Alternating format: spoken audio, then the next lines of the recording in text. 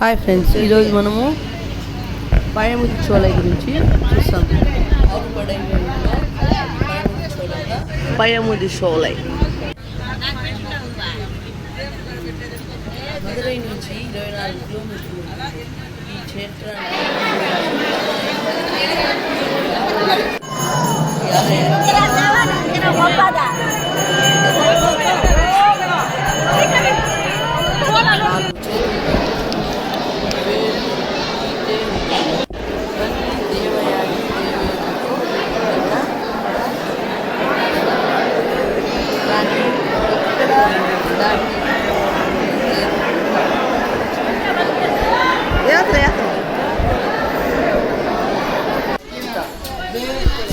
ఈ ఆలయానికి సమీపంలో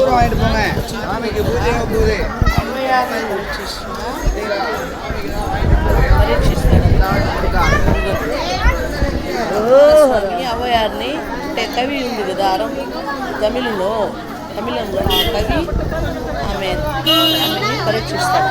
కందషష్ఠి ఉత్సవాలు విశేషంగా జరుగుతుంది. బంగారు రథం ప్రతిరోజు రాత్రి 7 గంటలకు ఆలయం చుట్టూ భక్తుల చేత సేవ చేస్తారు.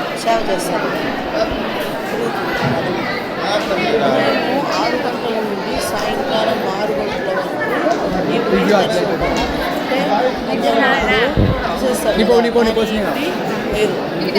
సాయంకాలం 6 వరకు అవుతుంది. ఆ పైన కొండపైన కాబట్టి గుడిని పూజలు చేయించేసి 6 గంటలకి పైన గుడి తలుపులు మూసేస్తారు.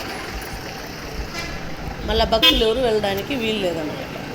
అవ్వయారు కవి పేరు ప్రతిష్టలు పొందింది కాబట్టి ఆమెకి కొద్దిగా గర్వము ఏర్పడింది. ఆ గర్వాన్ని ఏర్పడాలని కుమారస్వామి ఒక చిన్న నాటకం చేస్తాడు.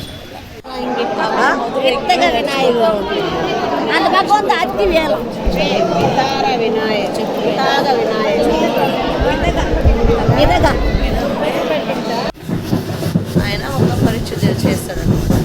ఆవిడకి ఆకలి వేస్తుంది, పంటంతా రాలుస్తాడు. ఆవిడ ఆకలి తట్టుకోలేక ఆ పంట తీసుకొని తిందామని వెళ్తుంది. ఒక పంట తీసుకొని చూస్తే మట్టి ఉండదు కాబట్టి దాన్ని